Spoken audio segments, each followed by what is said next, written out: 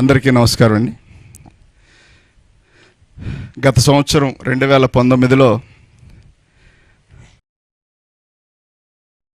నేను కలిసి సీట్లు అనౌన్స్ చేశాము.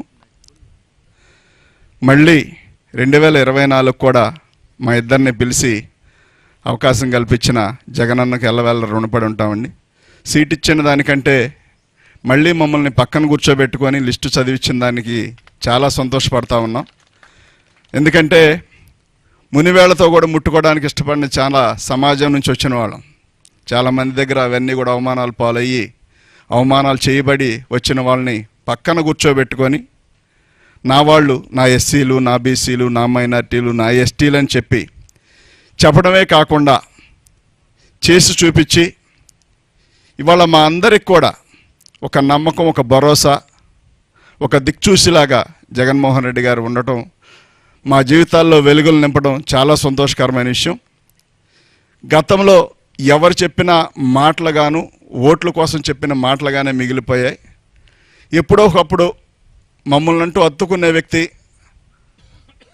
మమ్మల్ని వాసన వస్తున్నారు పక్కనకు వెళ్ళండి అనే వ్యక్తులు కాకుండా దగ్గరకు రమ్మని కౌగిలించుకునే వ్యక్తులు ఏదో ఒక రోజు రాకపోతారు అనుకునే సందర్భంలో మరి రాజశేఖర రెడ్డి గారు, ఆ తర్వాత ఆయన చనిపోవడం, మా జీవితాల్లోనైతే వాస్తవానికి రాజశేఖర రెడ్డి గారి వల్లనే మేము ఆర్థికంగా బలపడ్డాం.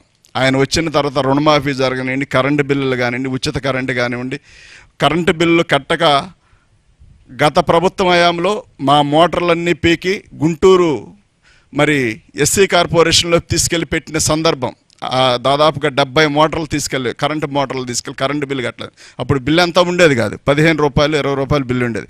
ఆ బిల్లు కట్టినప్పటికి కూడా మోటార్లన్నీ తీసుకెళ్ళి టీడీపీ ప్రభుత్వం అవన్నీ తీసుకెళ్ళి ఒక చోట గుట్టగా పెడితే మేము 100 సార్లు తిరిగినా కానీ ఆ మోటార్లు ఇవ్వలేదు, పైర్లన్నీ వదిలేసిన సందర్భం. కానీ అదే రోజుల్లో రాజశేఖర రెడ్డి గారు రావడం, అదేవిధంగా మా అందరినీ ఆదుకోవడం, బ్యాంకు లోన్ పెట్టినప్పుడు లోన్ రద్దు అవడం, మేము ఇందిరమ్మ కాలనీ ఇస్తే రాజశేఖర రెడ్డి గారు ఇస్తే ఇప్పుడు కూడా ఉండే ఇల్లు అదే.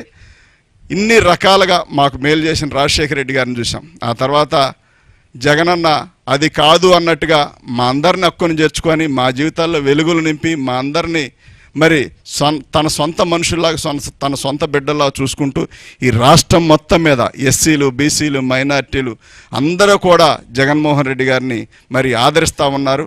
ఇవాళ ఎవరు ఎంతమంది కలిసి వచ్చినప్పటికి కూడా రేపు భవిష్యత్తు దేవుడు పైన దేవుడు నిర్ణయించేది ఒకే ఒకటి, ఆయన ఆలోచన కలిగిన వ్యక్తినే ముందుకు తీసుకెళ్తాడే తప్ప మరో వ్యక్తిని ఆయన తీసుకెళ్లే ఉద్దేశం లేదు. కాబట్టి ఇంత మంచి అవకాశం కల్పించిన జగనన్నకు ఎల్లవేళ రుణపడి ఉంటుంది తప్ప మా వంతు మేమేం చేయగలిగే పరిస్థితి కాదు.